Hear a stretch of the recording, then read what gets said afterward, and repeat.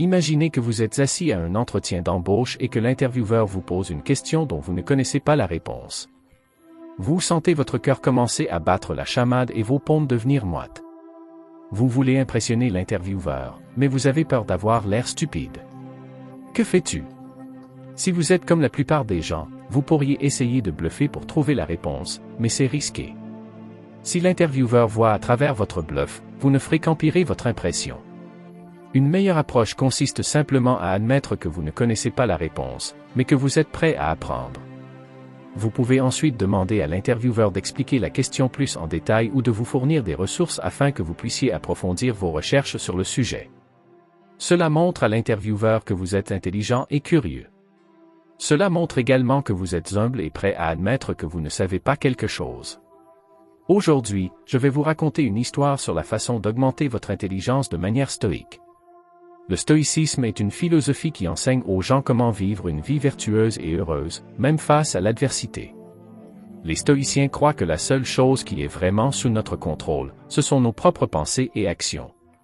Tout le reste est hors de notre contrôle, et nous ne devons pas le laisser nous inquiéter. L'intelligence est l'une des choses les plus importantes que nous ayons. Cela nous permet d'apprendre de nouvelles choses, de résoudre des problèmes et de prendre de meilleures décisions. Mais comment pouvons-nous augmenter notre intelligence? Dans cette histoire, nous allons découvrir l'histoire d'un jeune homme nommé Marcus, qui a pu augmenter son intelligence de manière stoïque. Marcus est né dans la pauvreté et n'avait pas l'argent pour aller à l'école, mais il était déterminé à s'instruire. Marcus passait ses journées à lire des livres et à parler à des érudits. Il s'intéressait particulièrement à la philosophie et au stoïcisme.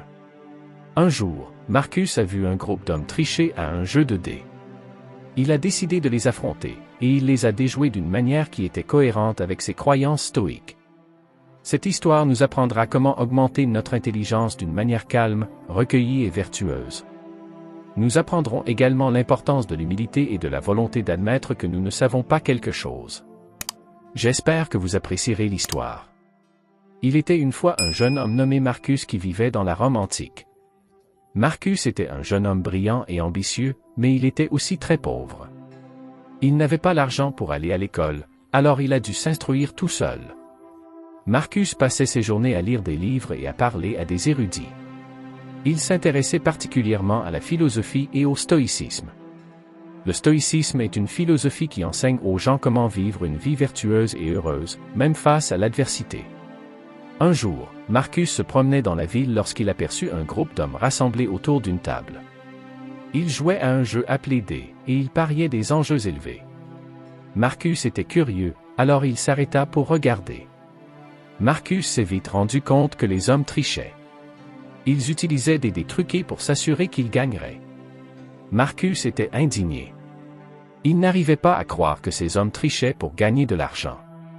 Marcus décida d'affronter les hommes. Il s'est approché de la table et les a accusés de tricherie. Les hommes étaient surpris et en colère. Ils ont nié avoir triché et ont mis Marcus au défi de le prouver. Marcus savait qu'il était en infériorité numérique, mais il était aussi déterminé à défendre ce qui était juste. Il a demandé aux hommes d'accepter un test. Il lançait les dés, et s'il obtenait un double 6, il gagnait. Les hommes ont accepté. Marcus a lancé les dés et ils ont atterri sur des doubles 6. Les hommes étaient stupéfaits.